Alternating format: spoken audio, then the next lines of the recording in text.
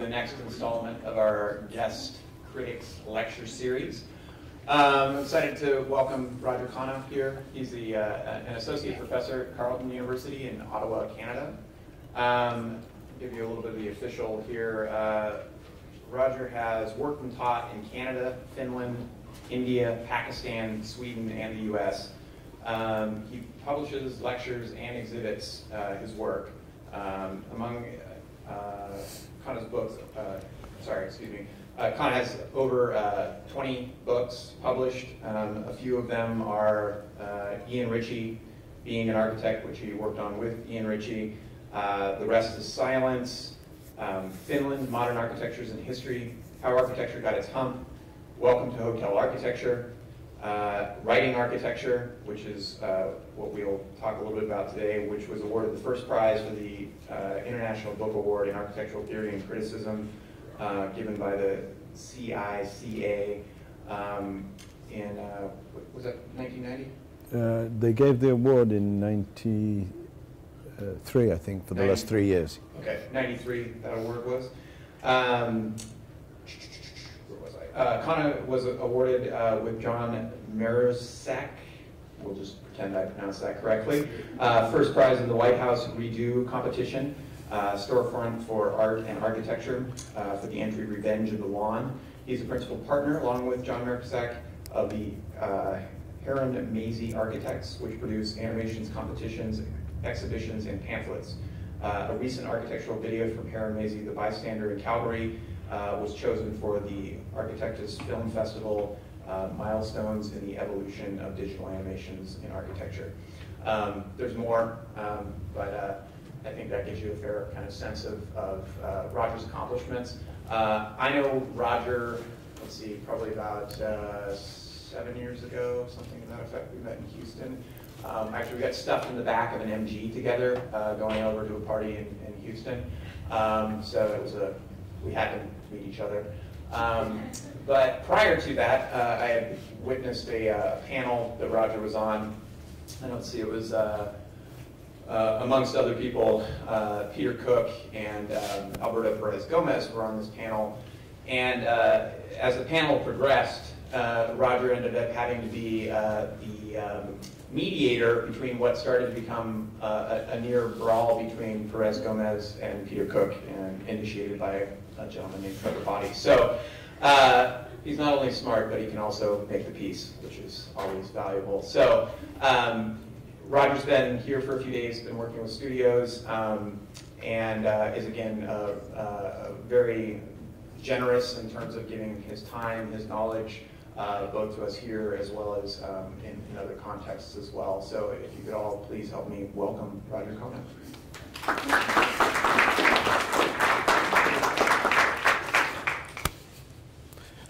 Thank you. Thank you, Randy. Can you hear all right at the back? Yeah, right at the back. Mic okay for you? We just heard the marching band warming up, and I turned to one of your faculty and said that this was really very Pietola-esque, because he would not only enjoy that, but he would have opened the door and let the marching band come in and play whilst he was giving the lecture. The man simply was extraordinary and unique. Of course, I would say that, having lived with him, traveled with him, joked with him, had a drink with him, avoided prostitutes with him, which I will tell you a little story a bit later, because it's very, very funny. But that's for a little bit later. Sometimes you do things in life and you're not sure where they'll come back to you, where and how they'll come back to you. And this particular book that I wrote, I'm going to talk a little bit about the context of the book, but also through that the work of Pieter himself, and why I think that he's important to revisit today. Sometimes some architects have had their time and slip into the history books, and they've done terrific work, but we don't really know how to get back to them. So they tend to become archived, and books are written, and then somehow they disappear. And the 20th century is littered with very, very good architects who have actually kind of disappeared. But they are part of the fabric that we exist in this century too. But I'm going to make a case that Pieter is there's a little more to make the case that he's more important now than ever, possibly because of the duality between analog and digital, and the way he could draw and think architecture as he was planning a project, cooking, preparing coffee. He never stopped architecture. There was no life. Life was architecture. And it might sound strange today, and it might sound a little bit obsessive. Yes, it was obsessive, but post-war Finland, winter war with the Russians in 1944, difficult period, Finland coming out, a small nation, 6 million, 7 million. How many of you have been to Finland? A couple of you are professors, and then none of you. If you get a chance, go. It is an extraordinary country. And it's extraordinary in many ways because it does fit in between. It is the liminal, if I can use the term, the liminal country. Because it was used for much of the 20th century as a buffer between what we used to know as the Soviet Union, as Russia, and the West. And when I first arrived in Finland in 1974, I can tell you, it was miserable. It was grey. It was dark. It was all your wildest sort of fantasies about a dark Minnesota, but 100 times worse. I'm sure that gives you, yet there was something else in it. There was something extremely magic in the country, but you had to work for that magic. And I think it's not a bad thing to have to work for the magic. And in a way, my experience with Pieter, really, he taught me how to work for the magic, and we shared some magic together. So I'm going to, what I'm going to do is, I'm going to talk a little bit about what I call citing and writing, the person and the book, which is on the screen here. Then I'm going to analyze and look at the cover of the book of Writing Architecture, which you'll see in an image. And then if we've got time, I'm going to give you a small, very small fragmented lecture called Pietala Esha Giri, partly because this is the relevance that's starting to come back through drawings and the way drawings are being reassessed today in architecture and the role in terms of design process. And it's not only the digital that has brought that out, but it's the way drawings can be done. And the more the archive is going into archiving the digital, for example, in the Canadian Centre for Architecture in Montreal, there's a huge exhibition at the moment of archiving the digital.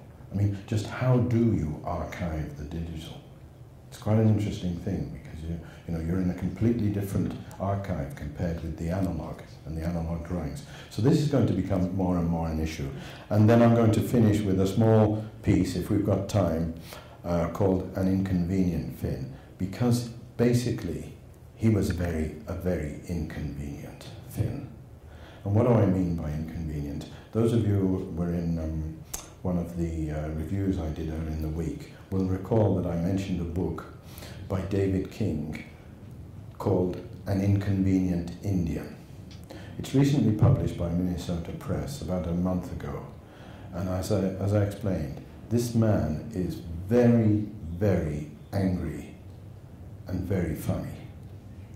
And maybe that anger and the fun is what he survives as being a repressed, he's an Indian himself, but the amount of injustice meted out to the Indians over various decades, centuries, is described in this book. And when I was reading it, I was thinking, you know, Raymond Pietola was the inconvenient Finn because he didn't conform to any of the kind of respected images of an architect, even a Finnish architect at the time. And you'll probably see why that is as I move through. But you see the picture up here. This was taken in 1988. We're sitting out. If I move here, can you also still hear me? No, you can't. Okay, sorry. I have to be pinned to the microphone. Okay, you'll see here. He's in short sleeves. I'm freezing. You know, I'm really cold here. But this, we would have impromptu seminars anywhere. As I said, he taught, lived architecture.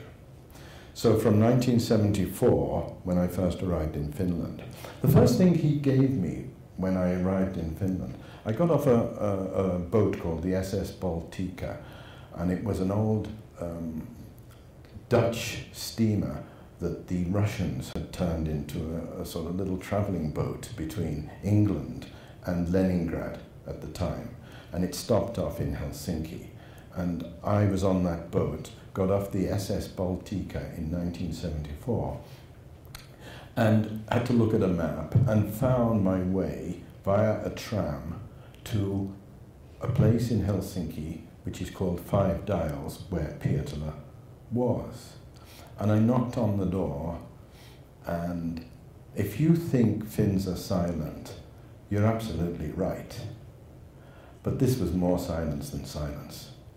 So it was like, you've just come from England. So I was let in. Mr. Pietola was nowhere to be seen. I was let in, and then I took the lift up to seventh floor, and I went through this narrow doorway, and I went into this vast open apartment overlooking Helsinki. Very, very nice. Older building, not a new building, with a rose window in the corner. And I just stood there, and then somebody, it might have been his wife, I'm not sure, came to me and said,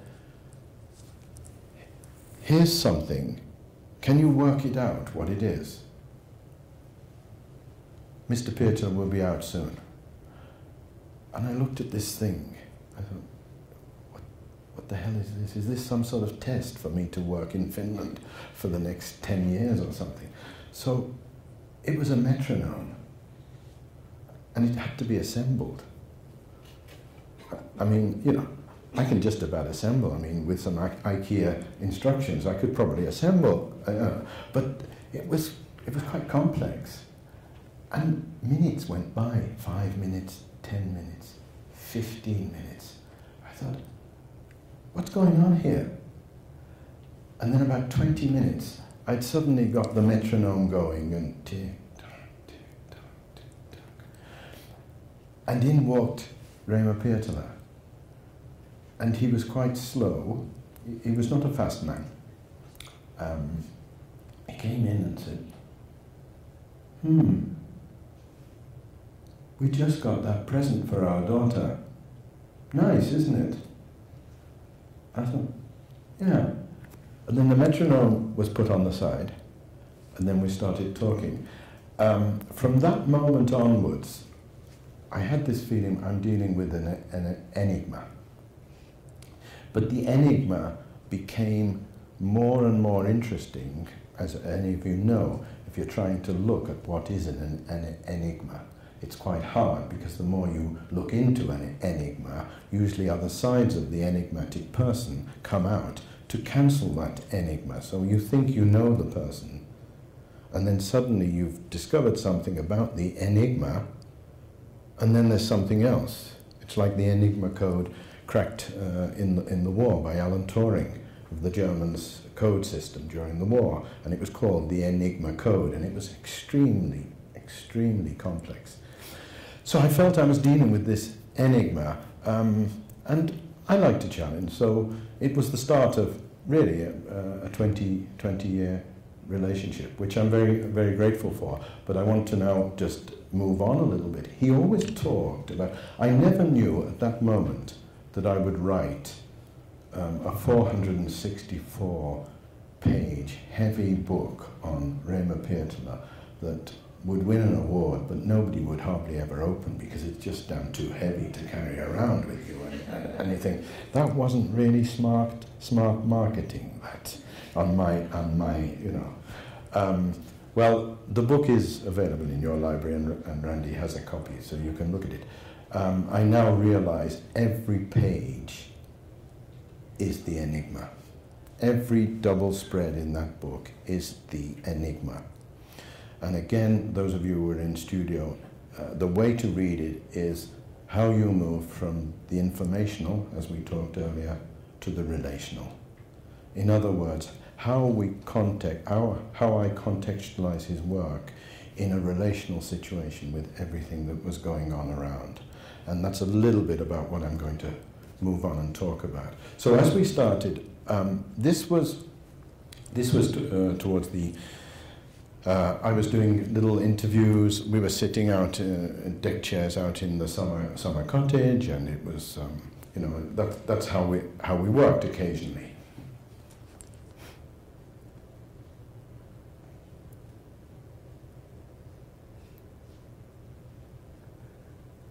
That's kind of, you know, the first years, the young apprentice, sitting. Every picture taken of him has this something unusual. I mean, he would dress in a kimono and a little top hat like this. And as I said, it wouldn't matter whether I'd come in at 9 o'clock in the morning or 10 o'clock. Everything was a conversation. Everything was about architecture. Everything. His design process was going through everything. It was going through talk, it was going through language. He never stopped and said, okay, we should think about this building we're doing today, or we should think about the exhibition we're doing today. Never. It just always moved seamlessly into a thinking process. His design could emerge from anything in the day. Any scrap, any fragment, any influential thing, any accident, random, thought about, he was moving in that. So he started to move very much in that, which was a sort of way of thinking that I enjoyed myself.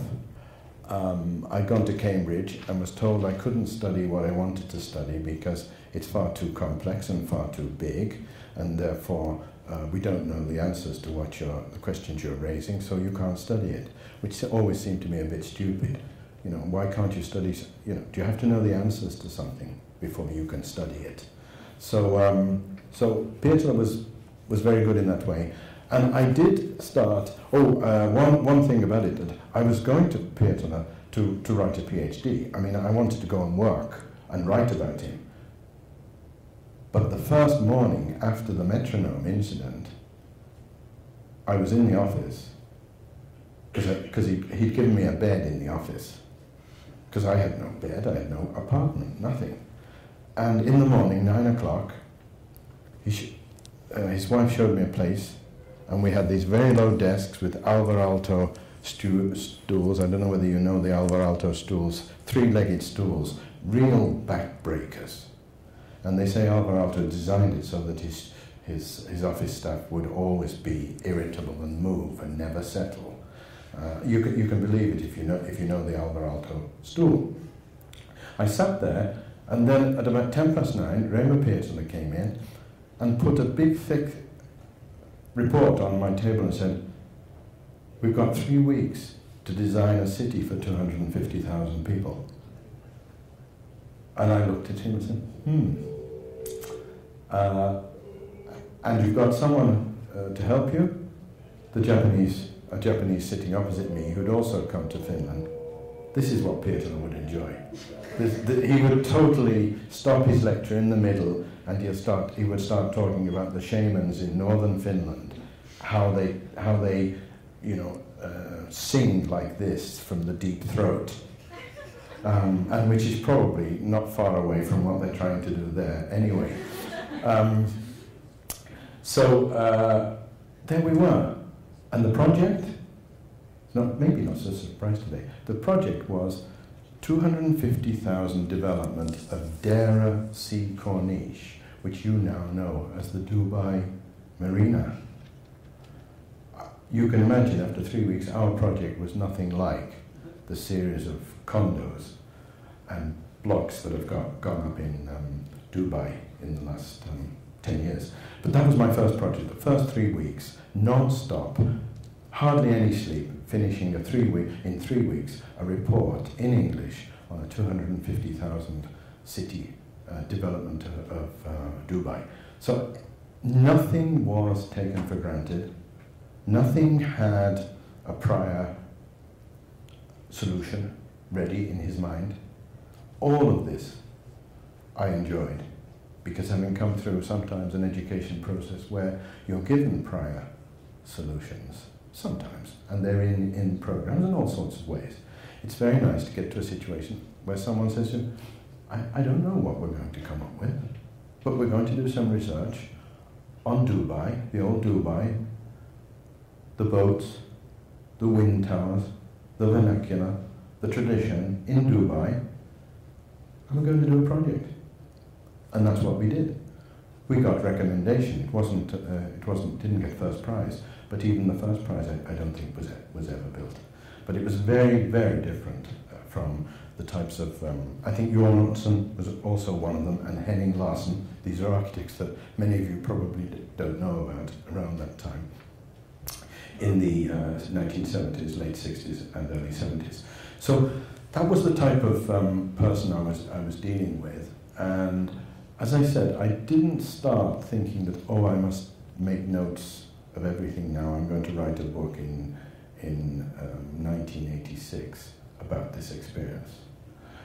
But what was more important was just to live that experience with him.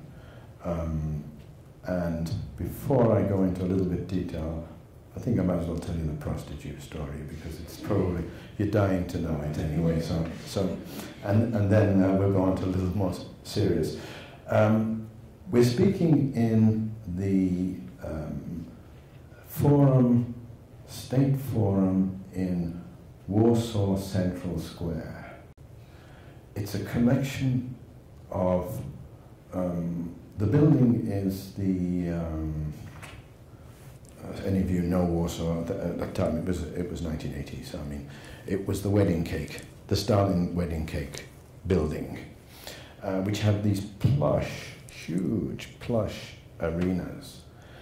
And often I gave a lecture with Peter, because he was, in that way, he was very generous. He never, this ego about he should speak and only him, he never had that. If he could do a dialogue with me as a lecture rather than give a lecture, he would.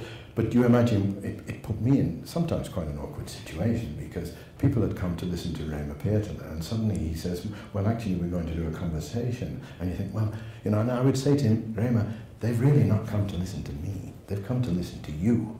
You know, you're the, it doesn't matter, it's more interesting this way. So we started, and he had a set of slides.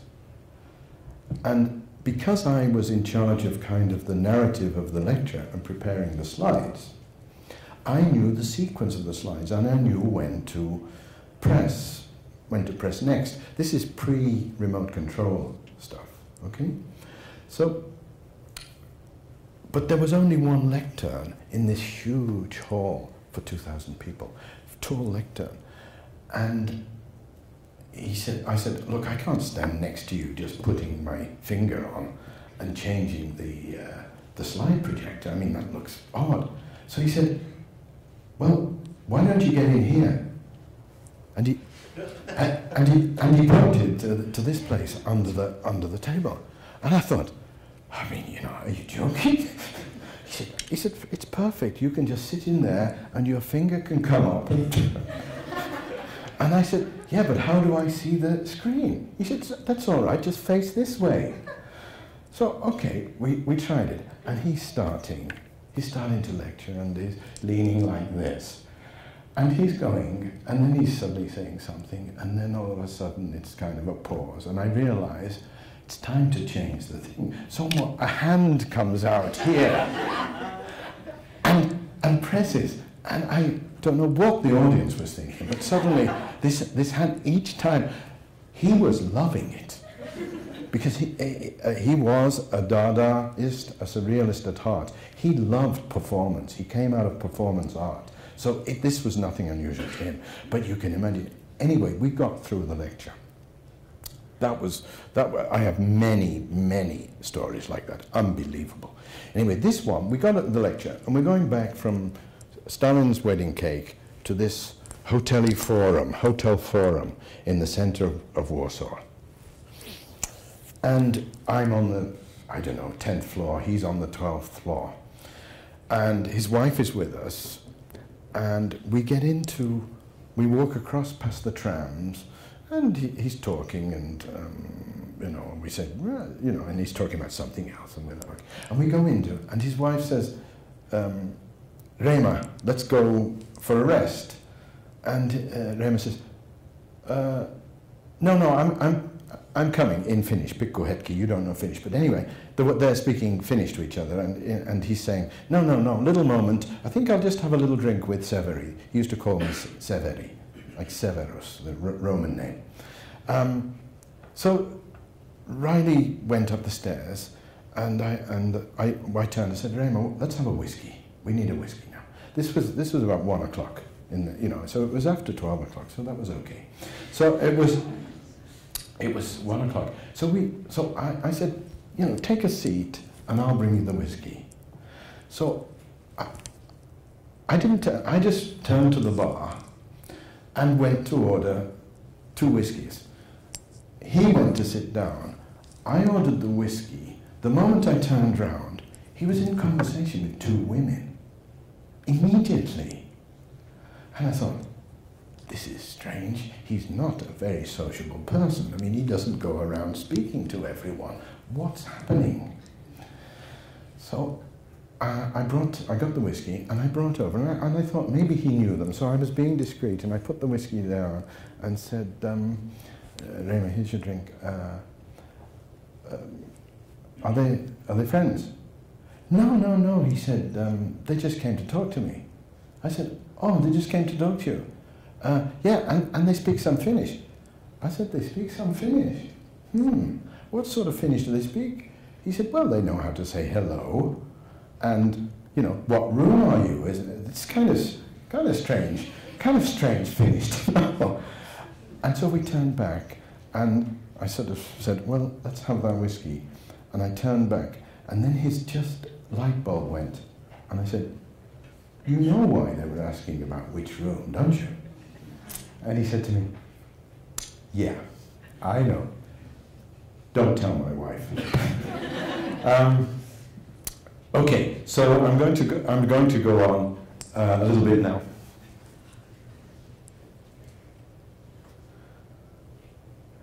Towards the end of his life, the 2 pictures there, the one before and the one you see now, that was taken in a smoke sauna where we used to go and talk. Every time we sat, we would talk. He became a little ill towards 1986, so for the last 7 years of his life, he was not in excellent health. But his language and his way of exploring continued right to the very end.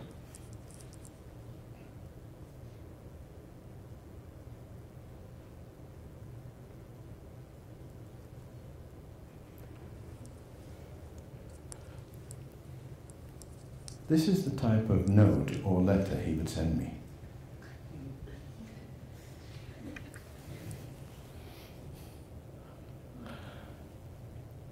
Do you notice one thing about it? We're supposed to do conversations, but he's writing both parts. I always enjoyed this about him because he would say to me, let's do a conversation, Severi.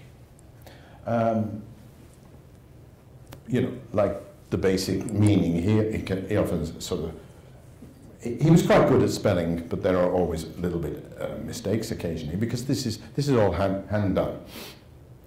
So, so he's giving me some ideas of talking themes, and then it says an imaginary dialogue, and then of a imaginary dialogue of a basic importance, and the R is Raymond Peterler. He's answering, well, can I show it with a scheme image by means of this drawing? That's just a very brief sentence, but almost everything in his thinking would move to that. Can he show it in a drawing? He would always get out a pencil, sometimes it was a felt tip pen, whatever was available. He did move from different, he was quite careful about which things, but he would try and draw what he was saying, which then might become a form, might inform an eventual design, but we never knew which way it would inform it. And you'll see as I go on some of the drawings, how this works when you get to another stage. So, oops, so I can see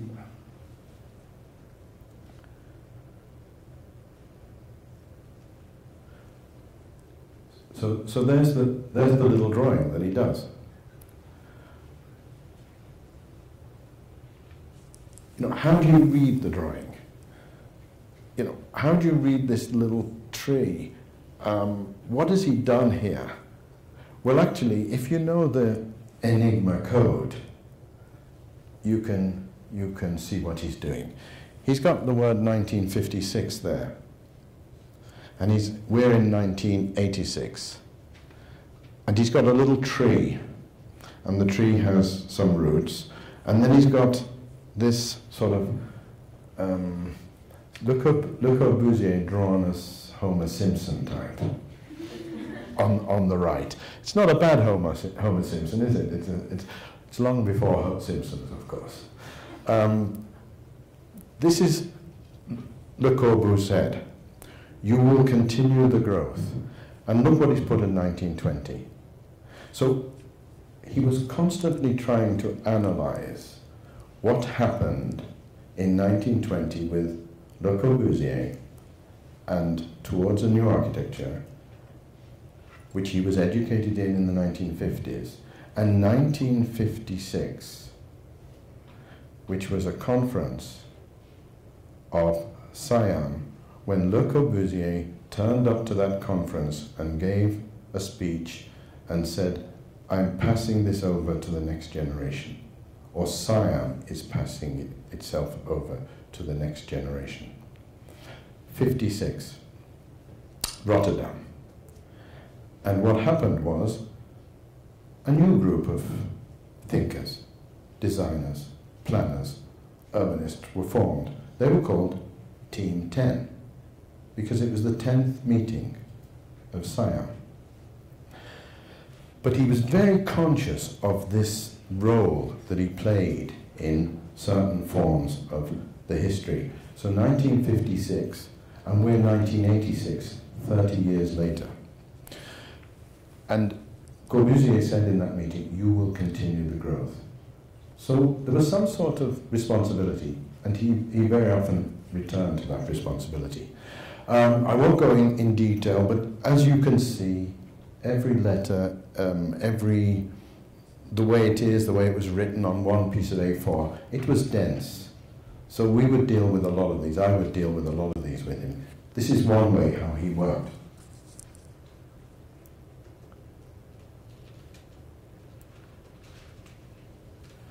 But you usually don't expect this sort of picture of an architect who goes to Texas, and then his host takes him to buy a Texan hat. Everything for, as I said, for Pietola was very much a performance. To perform a lecture, to perform what he was doing was as important as giving the lecture. He would never read a lecture. He couldn't. Another interesting story, we were stuck in Alvarato's building. He and I were supposed to do a lecture together. Again, another one of these ideas. And he said, Severin, this is a big audience. He said, you go in the audience and have a flashlight. And I'll speak down from the bottom here. And you interrupt me whenever you like what's happening. You interrupt me whenever you like, and we'll have an impromptu conversation. So, are you really sure we should do this in front of 400 international scholars? I said, I'm not sure they're expecting this type of thing. This was when Alvarado Symposium and Colin Sandy Wilson, there were all sorts of, Joseph Rickwood, all sorts of important critics at this place. And Peter again said, don't worry, it'll be okay. Let's go, let's do it. So he starts giving the lecture, and the lecture's quite dense, because I'd written the lecture with him, so I knew what it was. But what I didn't realize, and what I didn't expect, is he got bored with the lecture. So he was suddenly skipping the lecture and going fast. I thought, oh my God, what am I going to do now? So I put on the torch, the flashlight, and I said, Mr. Peter, excuse me, you seem to be all over the place. I was joking. You seem to be all over the place. Could you explain to the audience where you are? And of course he got the joke and said, yes, I'm sorry, I'm rushing through this. He answered it, then he went on, and then he skipped a bit, and then he said to the audience,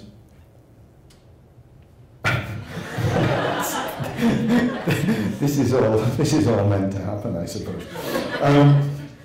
Then he said to the audience, he said, I really don't like these conferences when all I'm saying here is going to be produced in a book that you're going to get anyway. So what's the point of it? So let's have a pause, and I'll answer questions. And then so I thought, oh, what do I do? So he left the stage, and everyone was wondering, what's all this about? So, muted applause, really silence. This was just shouldn't happen in these international seminars. And he went under, and I went under, and we were under a big hall in Alvarato's building in Nebraska. And then he started going to the gents. So I went to the gents. And then I said, Raymond, what happened? He said, I couldn't wait for a piss. And he said, I just needed to go to the toilet. I had to stop the lecture somehow. And I thought this only he could do this. So we did our business. Then he went back onto the stage and just answered questions.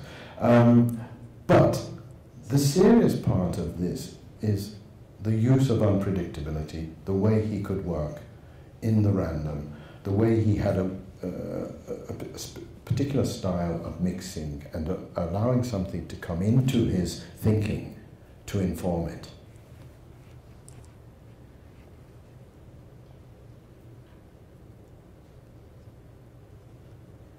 So you don't usually see the John Wayne picture, straight out of a Western, and he loved these pictures because no Finnish architect would generally get taken in a Texan hat. They just wouldn't be seen like this.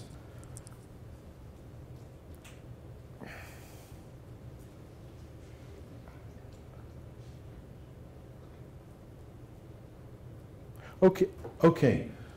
How can you read someone from an image? How do you read the person?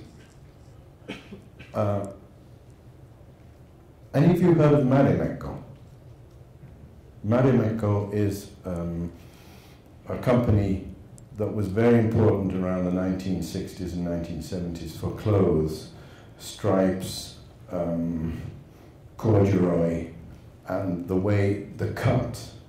Now that suit is a Marimekko suit. It's also a mix between a kind of Mao jacket and Nehru jacket in India. But the interesting thing was that There was a style to him that he could use and work in. But you also see this little red hat on the top. This little red hat is called a kalotti in Finnish. It's something that comes really from the crafts time.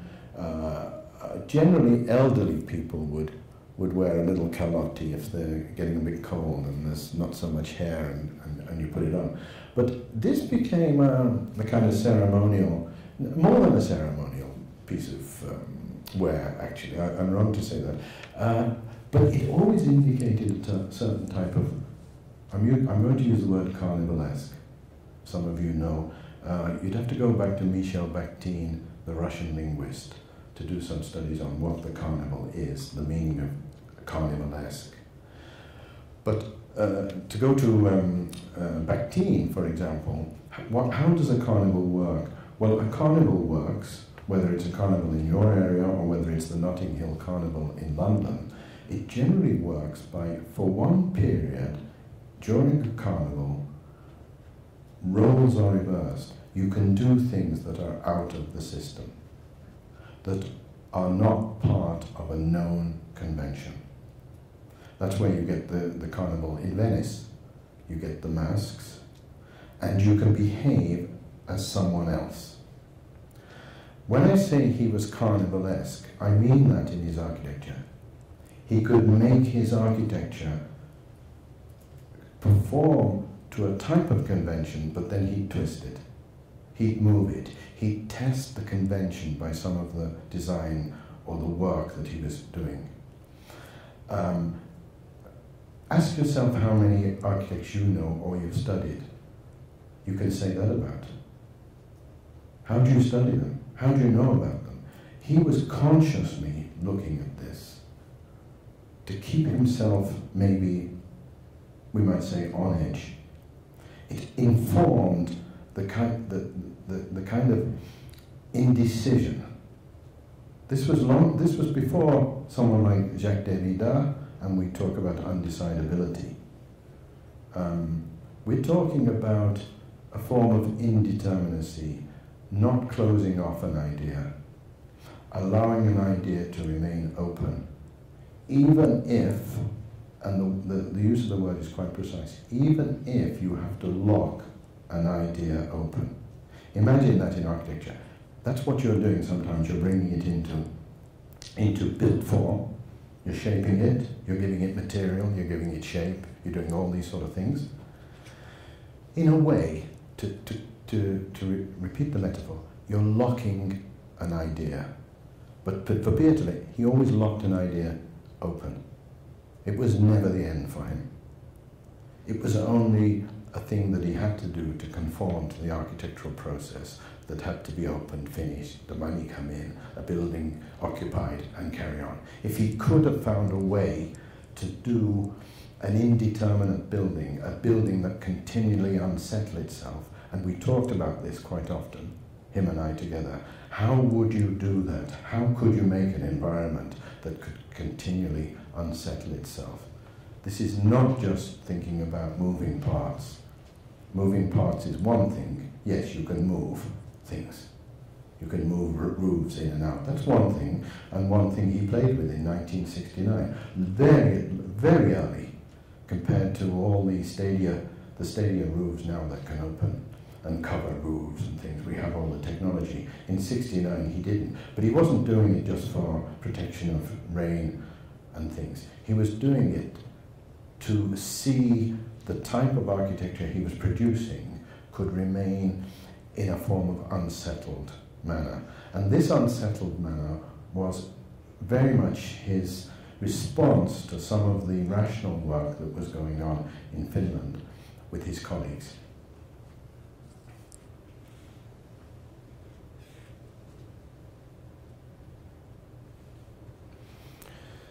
The significance of this image is that somebody asks him, "Where's your hat?" And his daughter says, "Oh, I haven't knitted the next one." That's it, that's his daughter. So his daughter puts her hand where the hat would be.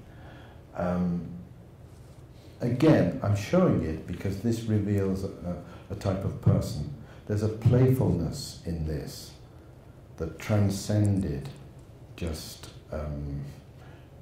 simple having fun. Playfulness was very much part of his architecture. It's not an easy contract to take on, because you know, many people would not take it seriously. That's why he became the inconvenient Finn in Finland, because it's very hard to pull off the carnival if others don't understand the carnival. So he was consciously trying to analyze and reflect on his own work to make sure that he could survive in this climate.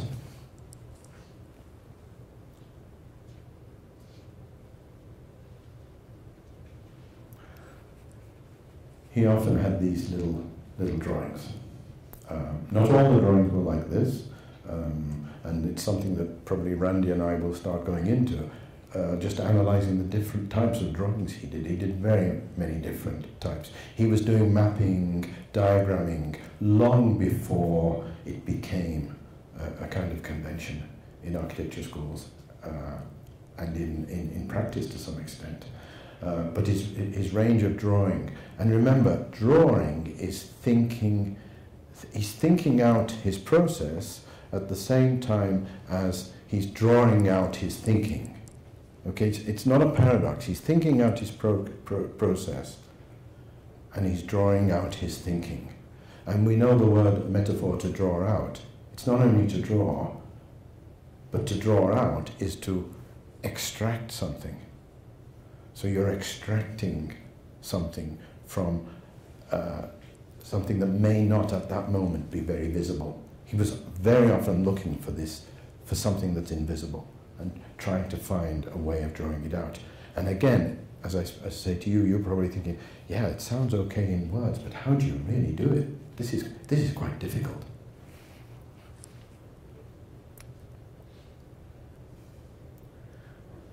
I'll just flick through these and get on to the next section, just to give you an idea of. I think you've got the idea of the person now.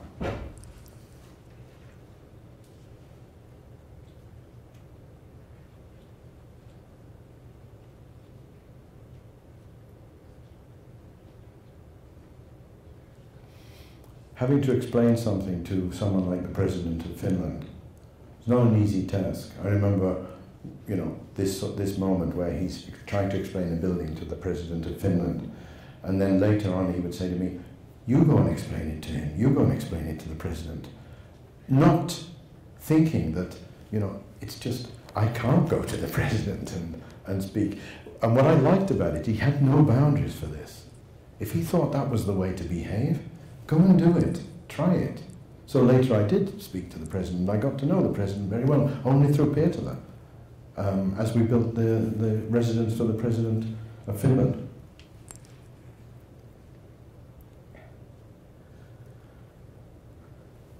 I show this one particular thing because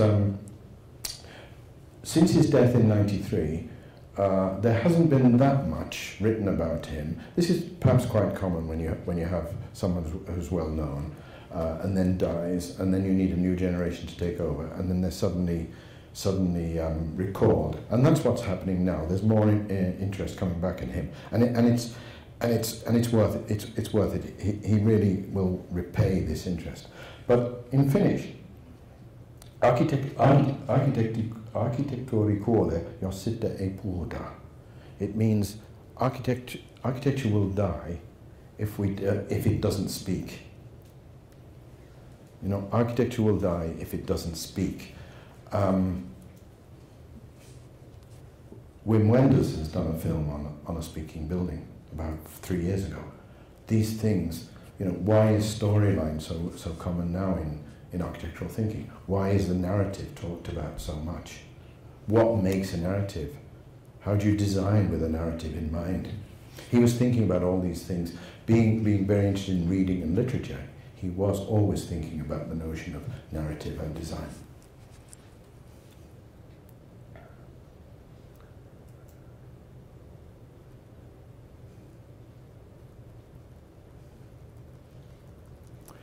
I'm going to leave that with the last picture before I just go on to the next section now.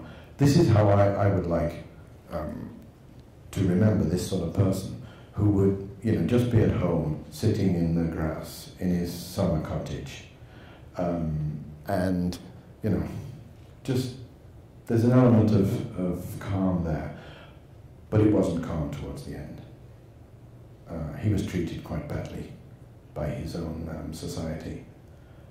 He was disillusioned. He couldn't finish the buildings he wanted to finish. He was getting a little tired and sick, and it wasn't that easy. But his brain, he always kept thinking this through. And the reason why I end with this one, or why I'd like to end with this one, is the fact that he did actually die on his 70th birthday, which was really, really sort of uncanny.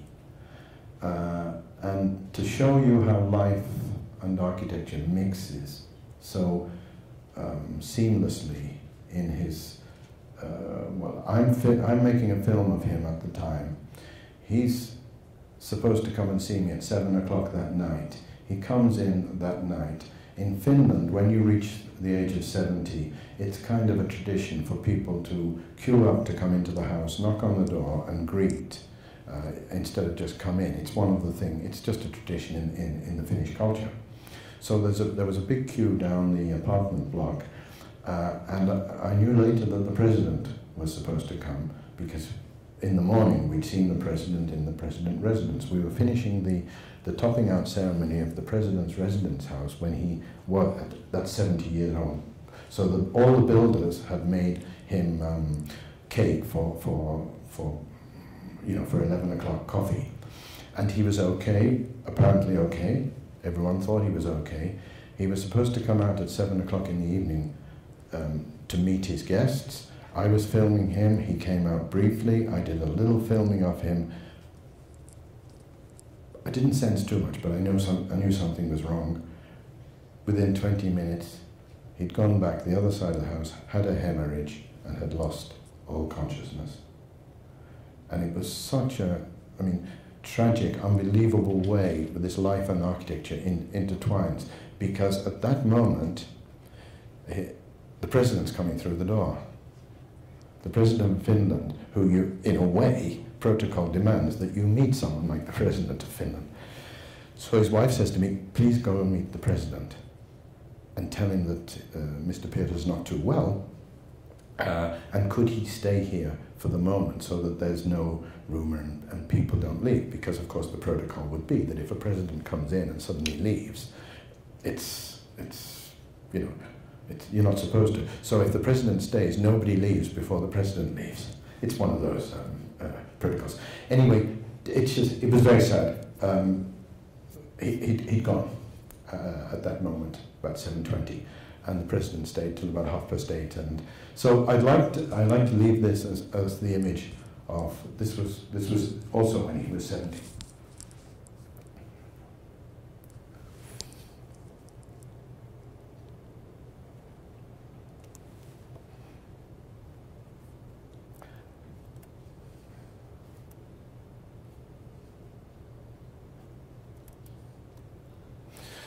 Okay, I'm just going to take you through the cover of the book, which gives you a clue to the enigma and the codes, and I think as a research process for all of you in architecture, and that will probably take us through.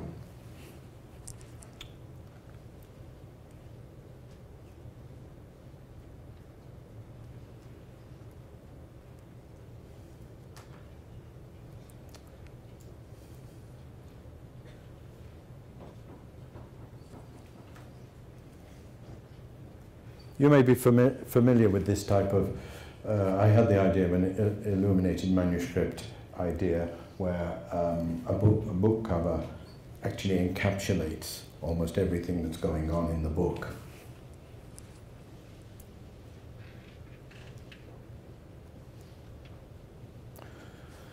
So there's the cover of the book.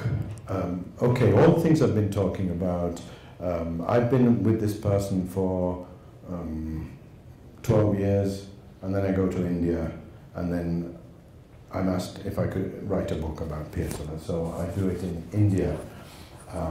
And I started thinking, so in 3 years, I wrote the book, and then in 3 years, we published it. This was the cover that I designed, and I want to try and show you what it actually means and how it breaks down.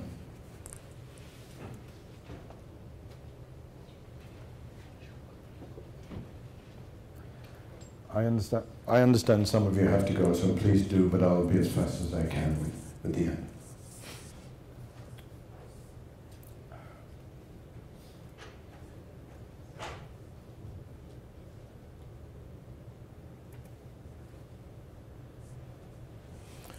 Just watch these images going through until I stop at one particular one.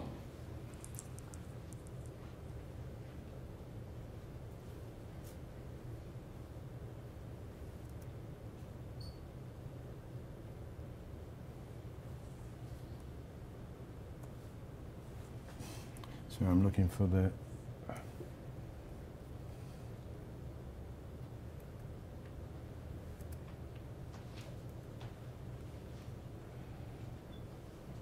Randy, can you? I'm trying to scroll down. Try that arrows, see if that works. The arrows don't seem to work anymore. I think there's a, looks like it's hidden right here. We can get down. Oh, that's it, it's there. Oops, sorry. It's gone too small. Okay, just go to, it's no, what's wrong with this picture?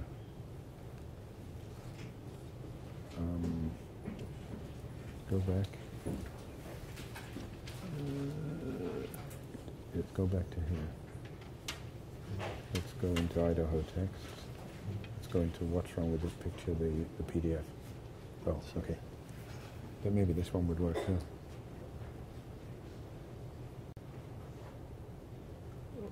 Go to the PDF and let's drop down to that one. Yeah, we can scroll. Okay. Keep going.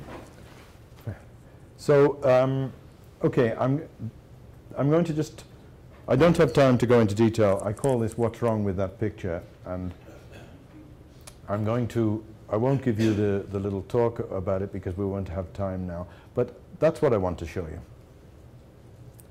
Okay.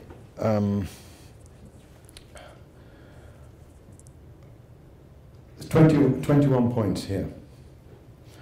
The book cover is a kind of enigmatic code of everything that I think is contained within the book, and it allows me to structure, but think of the book. So I'm kind of doing what he would be doing, but I'm trying to apply it to the book itself. And so let's before I go in detail and quickly explain, have a look at what I'm looking at. 1, relation, 2 different fonts. 2, a background image, a chosen background image. 3, the word phantoma. 4, the word fragment. 5, the word fictions. 6, an archaeological journey through the 20th century. 7, an image from one building. 8, 9, 10, and so on. 11, 12, 13, 14, 15, 16, 17, 18, 19, 20. And there's the absent 21. I'm just going to go through these with you to show you what this layers.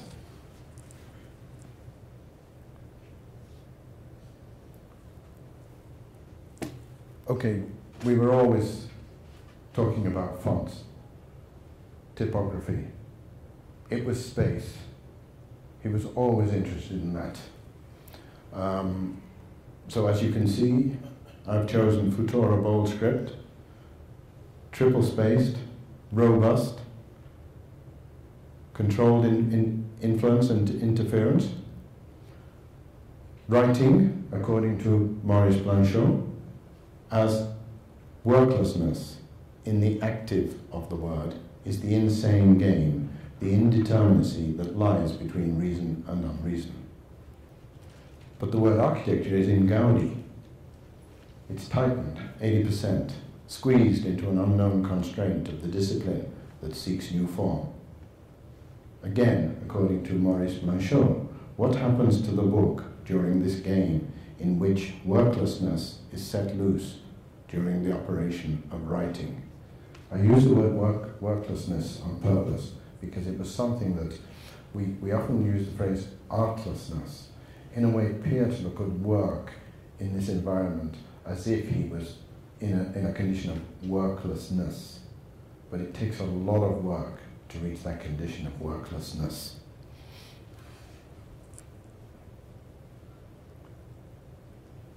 The second, which is the background to the book, well, it's a photograph I took in Pihlajasaari, which is an island just off Helsinki. It's expanded, it's highlighted, it's screened, and an amended photograph. Outside Helsinki, early evening, with receding tide, revealing the wet sand of the liminal zone, the space where the water meets the land, forever changing, forever moving, the dynamics of creativity itself. We often talk together about this space, the space between water and land. In different salinity regions, the difference, this is called a liminal space, the littoral, that area where the tide comes in, the water comes in, goes out. It's always changing, it's never static. That was one of the important elements. 3, the word fantomas.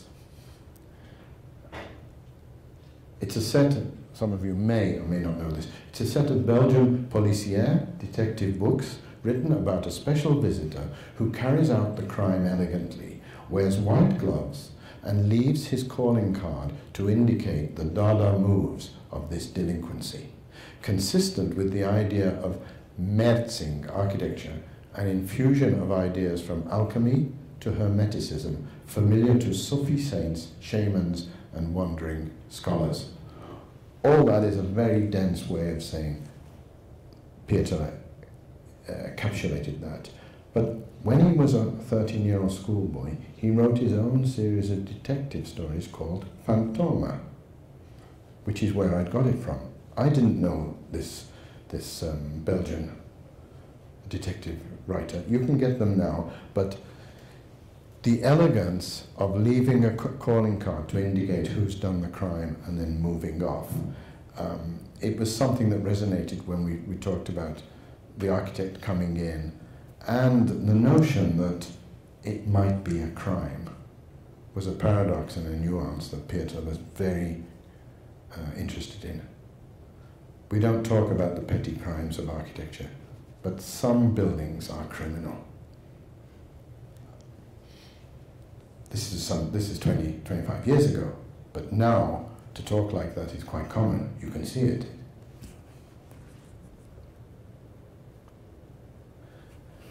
Fragments. This is key. Fragments, it's the knowledge water. Nothing but a set of fragments which always avoids any consolidation, any totality. The notion of fragments, of course, has the potential to irritate when it can take intuition to infinity. Of course, fragments are tantalizing, they're seductive, they don't tell the whole story, but they tell the whole story of the fragment.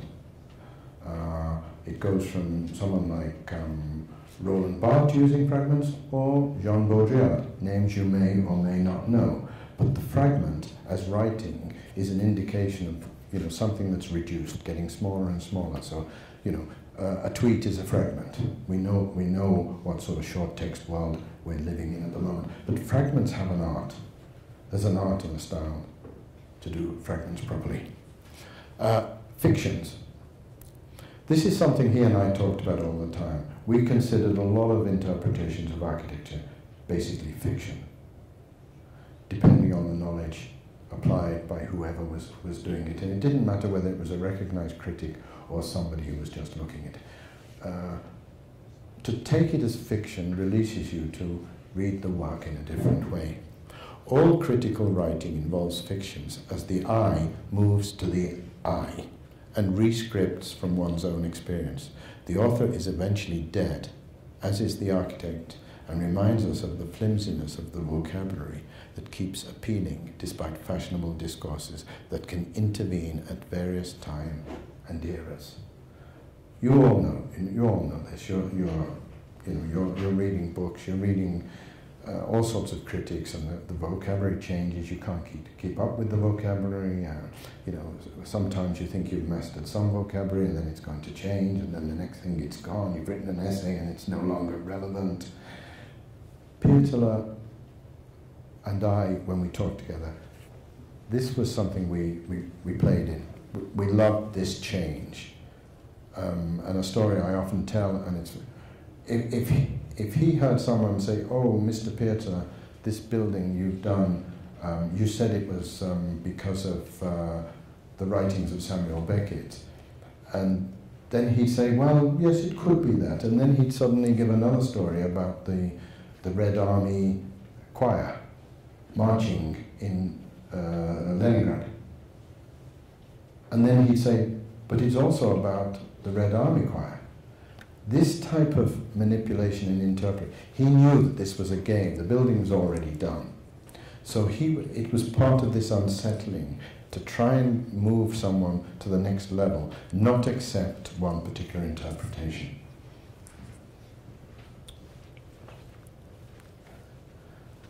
The book was a journey through the 20th century, vagabondage, flaneur, a montage of the absent bricoleur, the absent subject, Saint Raymer, not Saint Pietila, traced through the series of known and unknown influences from beyond architecture, implies a philosophical and spiritual journey, possibly martyrdom within the conflicts that modernism could not and would not address. He was constantly trying to find out what modernism had not addressed.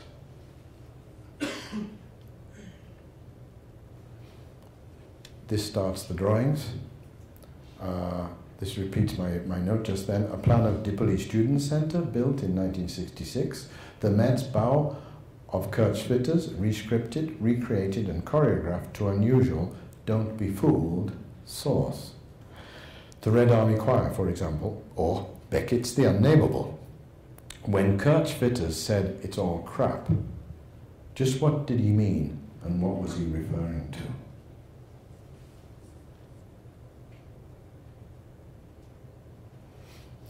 So the next is a line drawing of a building that he did, a competition he was invited in Telstar.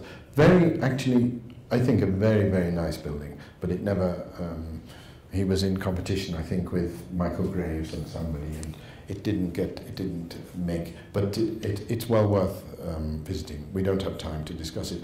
The number 9,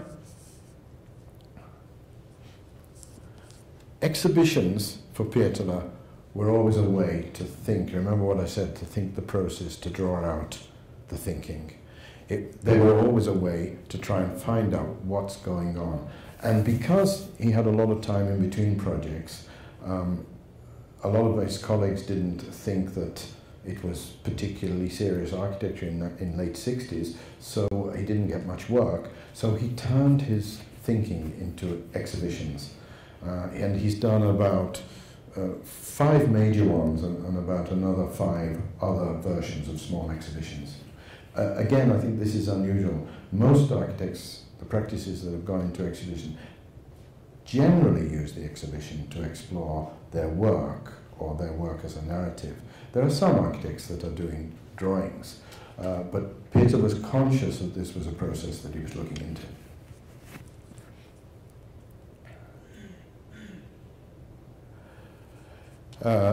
I'll come back to the cover when you can see this after we've gone through this. This is the book cover on the right.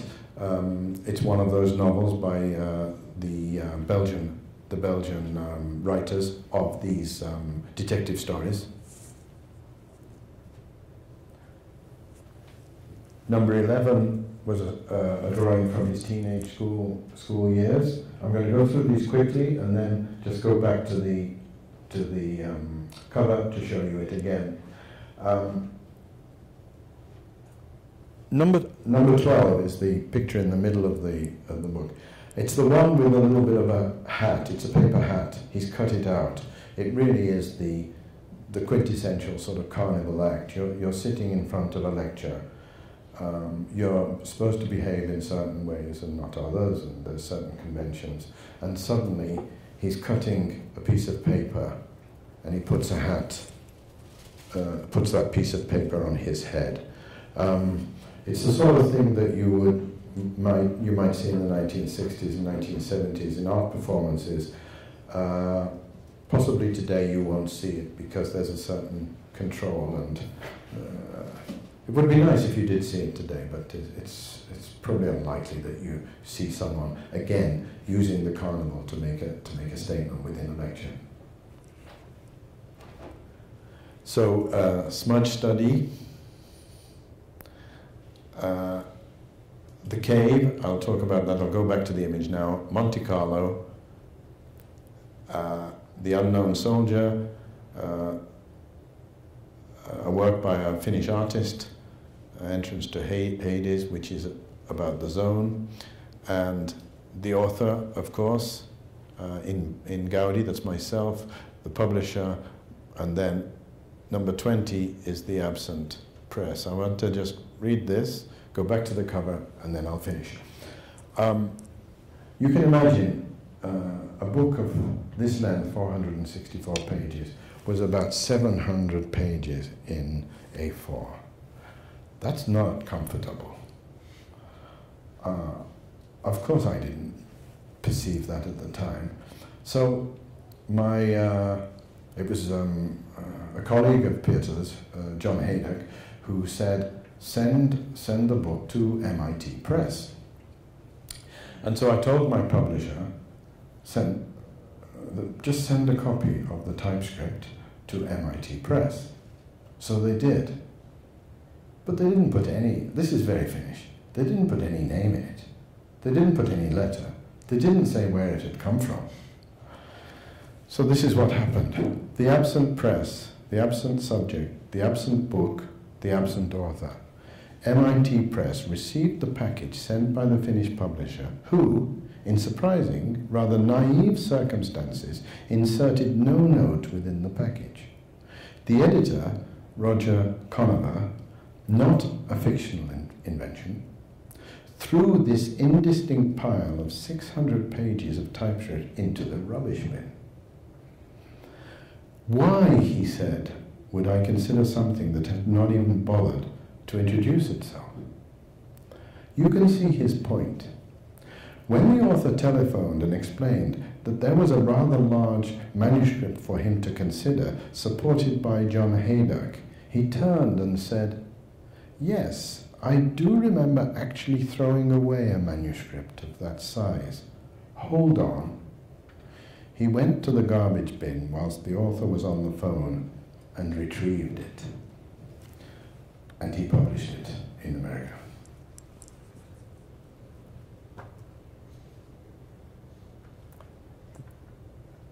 There's the hat.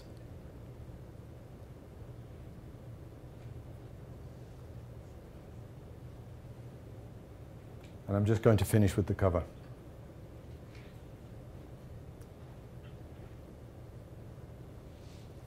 So now again, now you can see all those things. The little drawing number 7 was the Dipoli building, which caused a sensation in Finnish architecture.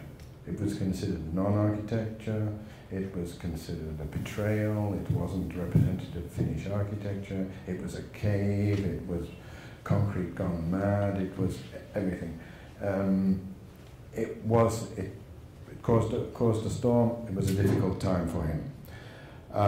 Number 8 is a sectional line drawing of Intelsat. Number 9 is a drawing from an exhibition. Number 10 is the detective. You see the detective on the cover. Number 11 is a drawing that Pearson, I found his notebooks from a child in the archives, which I never actually looked at until I started doing this book. And then I came across things like number 11, number 13, and number 16, done, and number 14, done around the time of the war. One of the most interesting drawings, and we haven't had time to, but is number 15 in the bottom left-hand corner. It's somehow a beautiful drawing. It looks like a drawing of an artist. It looks between Edward Munch, somehow almost an Edmund Munch, the way Edmund Munch would draw in his sketchbook that became the beautiful ones of the women that Edward Munch drew. And I finished with that on purpose because Pietola was very aware of what community his ideas were working in. And I think that's important for you. All of you should be aware of the community. You're not in this community. You were not born in 1923. You didn't go through all this. But whenever you were born, you're born into a community. You're born into a community of ideas. And those ideas stay with you or develop, or you resist them and you move off. And you make your own intellectual community. You can be seduced by some, you can resist some. But the important thing is, I think, to be aware of them and to be open to them. And then that may also offer you ways of trying to draw out your thinking and actually, and again I use the words very specifically, think out the drawing. And that's why today I think Pietola's drawings, and there's a huge amount of them, are so relevant in the way that we can lose we can lose a nearness to some of the digital work that we need to bring back somehow. I don't mean this in a nostalgic way. I mean to bring it back and understand what we get through that thinking process of drawing out thinking through the drawing. Thank you very much.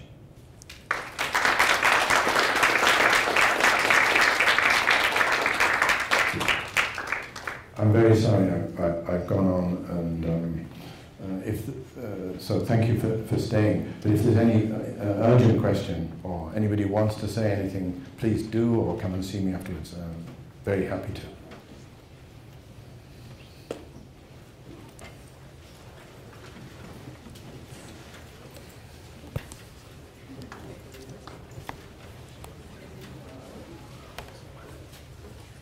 It went completely different, but yeah, it always does.